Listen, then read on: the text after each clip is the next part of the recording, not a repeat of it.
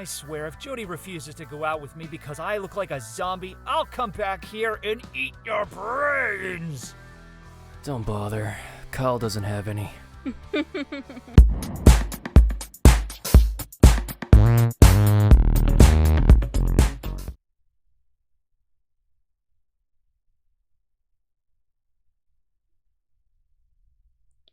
Sweat pooled on Mark's brow as he changed out of his drenched judo robes. His legs were starting to cramp, and Mark was ready for a break. While he wasn't on the team, he enjoyed working out with the group. However, his day wasn't done. A stack of term papers was waiting to be graded back in his room. He planned to start them after a power nap. Reaching for his dorm room doorknob, Mark's hand pulled away, covered in sticky, gooey mess. Cringing, he sniffed his fingers. Hair paste. Could have been worse. He checked the door across the hall. The same. A pair of twins, which shared the room next door to Mark, had a knack for being pranksters. They would tie doorknobs together, set water balloon traps in the restrooms, plaster the hall with faces of friends on the body of female models. St. Ignatius Dorm would place them on clean-up duty for any pranks, but that didn't stop the brothers. Mark wondered what they were doing. It was weird that he didn't see them for a few days. If anything, it was a miracle if he could avoid them at all, but he still considered them his friends. Night passed, and Mark stayed awake grading papers. Raccoon circles coloured his lower eyelids. He needed to sleep. No. He had to stay awake. He listened to the noise of the hallway. Mark's dorm, St. Ignatius, was crowded. Dorm life was busy. An all-guide dorm in the middle of the private Catholic St. George's University. The rules inside were as strict as a monastery. No women, no drinks allowed. But the dorm members still managed to have some fun in between studying. Whoever actually did study. A calculus-caused nervous breakdown had forced Mark's former neat freak roommate to move out 3 weeks ago. He left a note saying, "I can't do this shit anymore. Good luck, buddy," on his empty bed pillow. This left Mark as the only guy on his floor to have his own room. At first, he thought it'd be great to have a dorm room for himself. Peace and quiet. Yeah, right. His neighbours made up for his lack of a roomie. No word from them still, Mark thought to himself. He had stopped by the resident assistant's office and asked where his neighbours were. 3 days had passed since Kyle and his twin brother Nate, the twin kings of trouble, had come home. Mark welcomed the peace, but quiet wasn't always a good sign. The red digital lights of his alarm clock showed it was early morning when Mark finally finished grading. His head nodded as his eyelids drooped. Finally, he closed his eyes and let sleep take him away to dreams of Jody. A body slammed against the other side of his wall, followed by cussing, shouting, and stomping. His neighbours, Nate and Kyle, were home. Mark kicked the 1950s-style concrete wall that separated the rooms. Glad you jerks are back, but I need to sleep! Kyle's voice hollered back. Sorry, Mark. The apology didn't last long. Kyle started singing off tune, probably to annoy Nate. The twins were always bickering. Mark figured it was because the brothers were so close. Despite their butting heads, they insisted on living together. Mark once asked Kyle why, and Kyle answered, "Because I don't want to learn another person's habits." The two of them reminded Mark of a grumpy old couple. Mark sighed and tried to slink to his bed. His alarm radio snapped on. So much for any rest. A news report of a murdered student came on the campus station. Mark turned the volume louder. "No way," he muttered to himself, as he heard the grisly details of the woman's death. The murderer had not been caught. Mark dragged himself to the sink and washed his face. He hoped that Jody was watching out for herself. This had not been the first murder on campus. The last one was a few months ago. That sorority girl's body was badly slashed. Sliding on his Levi's, Mark half-buttoned collared shirt, gave a few random brushes to his hair, and quickly gargled. He stuffed the graded essays into his duffel bag and slammed the door to his empty room. The loud bang finally made Nate and Kyle stop arguing. The twins were waiting for him on the other side of the door. Kyle grinned as he stepped in front of Mark, blocking his escape. Kyle stepped inside Mark's room, a grumpy Nate on his heels.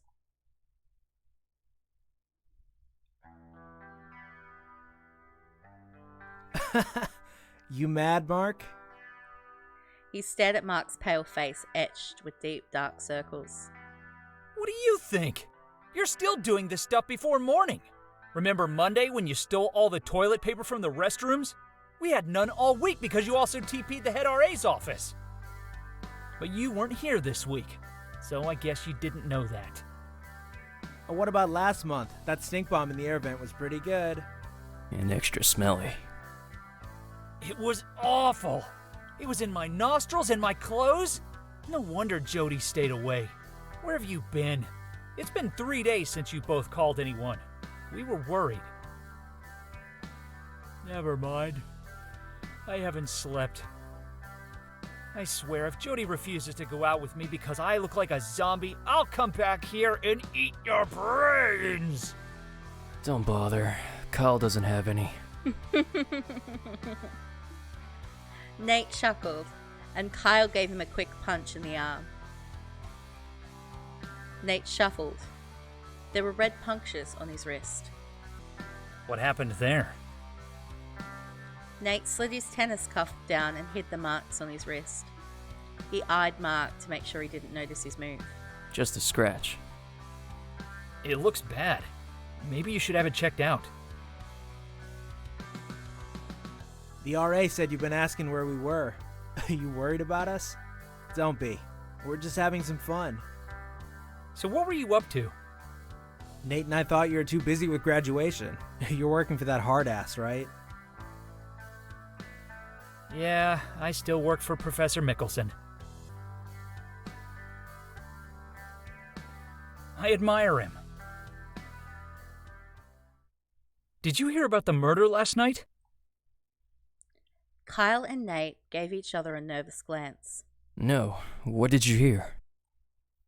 Let's hope they're caught. Do they have any leads? Another girl was slashed.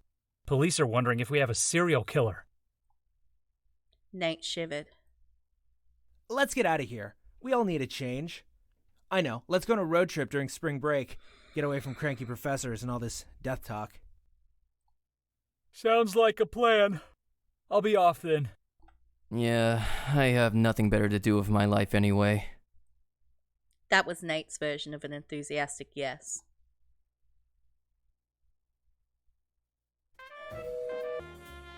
So, you're buying?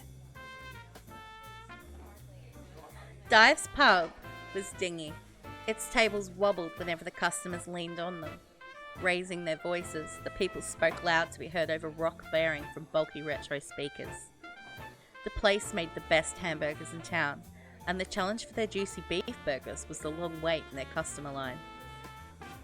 The place was also known for their milkshakes. The thick shakes were made with the richest ice cream and served the way they were meant to be served, filled in a glass with the refill delivered on the side in its metal mixing cup. Let's split a milkshake because that seems kind of creepy. Mark slipped his receipt from the counter and made his way back to the booth with his book bag. Soon, a waitress came by and set down a strawberry milkshake. With 2 straws in the glass, Jody and Mark sat side by side and split the milkshake. He slowly stirred it with a spoon until it melted enough to drink from a straw. Mark thought the sweet drink was perfectly cold and delicious. Mark glanced at Jody, whose pale shirt flowed with her curves. A weight of anxiousness lifted from Mark's shoulders. She was safe and now with him. We're on a date, so it feels like he should get to know her. So that's what we're gonna do. So Mark's gonna ask about her.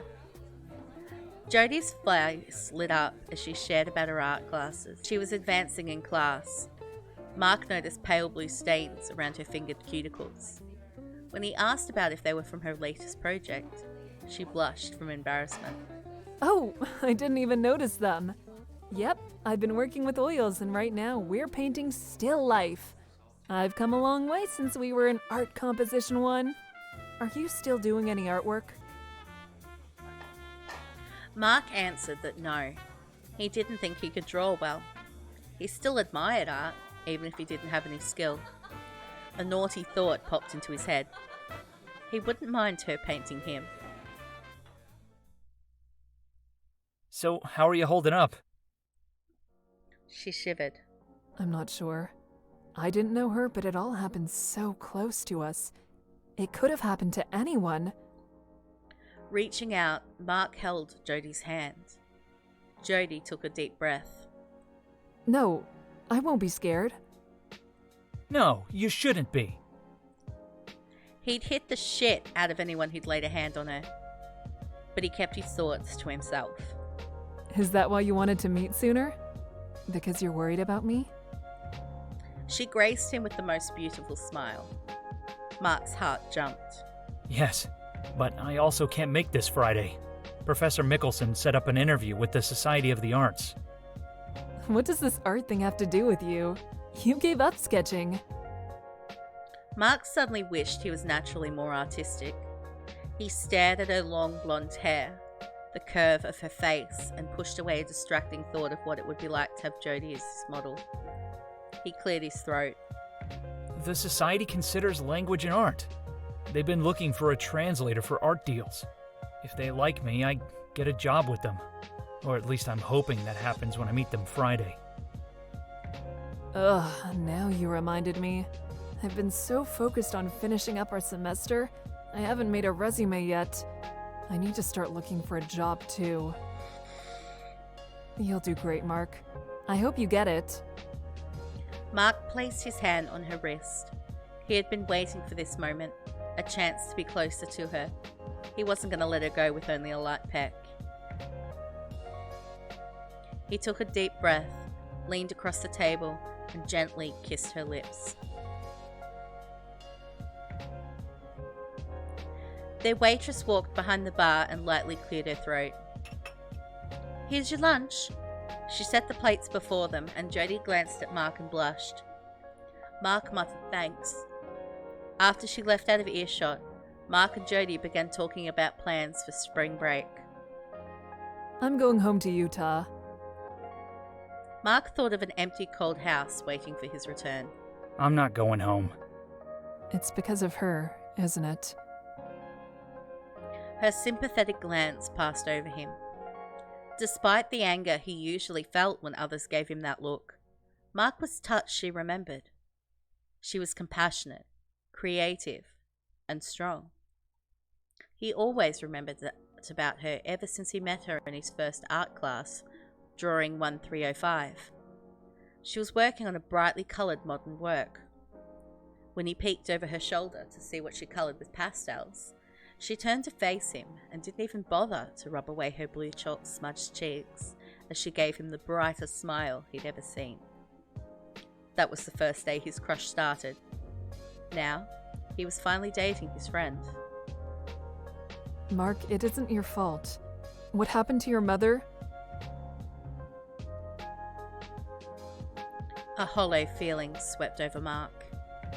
He shook his head, trying to clear the negative thoughts. He didn't want to think or feel about home during his date. Jodie's eyes glistened. She knew about Mark's complicated family. He didn't usually share. He could barely say it. He and his father stopped speaking. Mark had nothing to do with this old man who could forget his mother. Few people outside the family knew about the quick remarriage. Only Jodie, the twins, and Professor Mickelson knew. He'd rather be stuck at St. George's University. He'd rather be stranded in Antarctica than see the perdition of his father with another woman. Staying at the college was no burden at all. Mickelson saw that Mark always had plenty of work to do. I think Kyle and Nate will stay on campus. I might stay here and hang out with them instead. He made peace with his father, but there was only so much he could take. His father's younger wife flirtatiously teasing him was not one of those things. I don't blame you, Mark. It's just so sad. But I'm glad you won't be alone. Call me, okay? Would you like to go on another date? I really enjoyed today. What do you think? Would you like to go on another date? Jody nodded. Although he kept it secret from Jody, Mark also planned to go to a sorority party and play hard. It was his last semester in college, after all.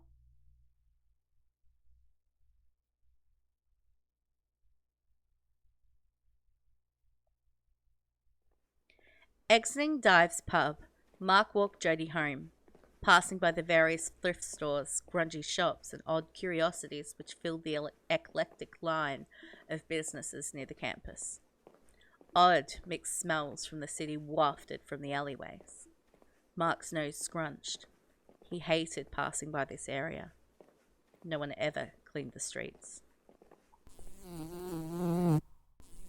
An elderly homeless man sat on the smudged sidewalk outside of the pub. He listlessly stretched his legs out across the ground with his tattered brown trench coat tucked under him and an open worn briefcase beside him. Buzzing flies floated nearby the still figure before zipping away. Okay, I feel like Mark would be the type of person to give him money. Reaching out, Mark gave the man a $20 bill. Snatching Mark's wrist, the man stared at Mark's face. Mark shivered, too afraid to make a move in front of the unstable man. He shook his head and pushed Mark's hand and the money away. He returned to his still, cross-legged position. Only he knew what he was waiting for. Mark slowly backed away, Jody close behind him. The buzzing noise became louder. A fly drifted near the beggar's face. Patiently he waited, but the fly wouldn't leave. Suddenly, he shot out his hand and caught the fly in midair. With glazed smile, he let the fly go. That was enough for Mark. He didn't want to stay on the reeking street any longer. Mark grabbed Jody's arm and whispered, Let's get out of here. They quickly left the street and walked towards St. George's.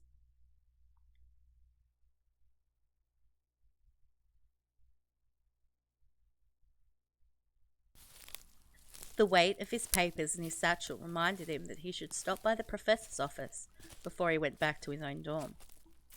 Walking across St. George's campus, Jody and Mark neared St. George's Amphitheatre. The large outdoor theatre sat in the unnaturally occurring hill and almost blended into the campus landscape. Next to it was an on-campus coffee house. It was a St. George's tradition to buy hot drinks and then bring them to the amphitheatre. Students lined outside of a nearby coffee house to buy its famous mochas, warming themselves as the night turned chilly. Mark, let's get some coffee and catch the rest of the show. A steaming drink in his hands sounded nice. The lack of sleep from the night before started to catch up with him. He needed that coffee. Maybe they could spare a few minutes. St. George's outdoor shows tended to be short anyways. He wanted to be with Jody, so he fought his heavy eyelids. As far as the essays were concerned, he was ahead, and the professor could wait. Mark texted the professor where he was, and the professor surprised him by responding, I'll be in my office. Meet me afterwards. How long did the professor work? The man never seemed to sleep. On the platform below, stagehands dressed in full black quickly changed the key props on the set. A familiar voice spoke. A few rows behind Mark, Kyle sat with his twin brother Nate. Look, they're about to start again. Good. Now we can finally see something interesting. I'm getting tired of watching all these couples making out. It's so annoying. Nate rolled his eyes. Mark wondered if Nate was grumpy because he had never had a girlfriend. The guy needed to get over his shyness with women. Mark waved hello and then looked around. Nate was right. There was a lot of public kissing. One student was lip-locking. Wait, that geek? The lucky bastard was an engineering major from his dorm. Mark needed a page from his playbook. A throat cleared to his side.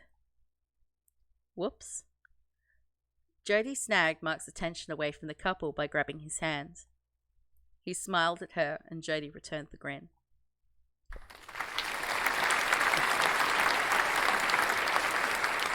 The audience applauded as a thin actor walked out on the amphitheater floor.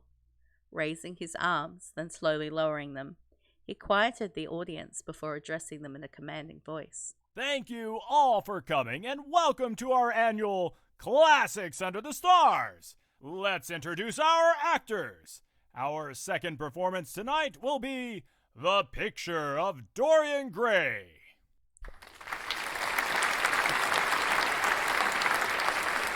Applause rose from the audience. Mark Delaware knew the story well. Dorian Gray seeks immortal beauty and youth by cursing himself. While Dorian Gray remains youthful, his painted portrait reflects the sin and depravity of his aging life. As the actors played out the changes of Dorian Gray, Mark became fascinated.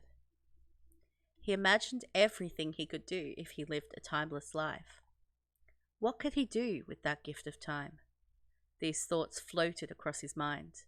The freedom of eternal youth. The gift of being able to study however you wanted, as long as you wished. If he was immortal, he thought he wouldn't fall like Dorian Gray. He'd try to live a good life. Yes, a life that continued on and on and on. Suddenly, a bad vibe and chill went down Mark's back with a shiver. He felt something dangerous was close, but he didn't understand it. Slowly, Mark turned around to see what was giving him the creeps.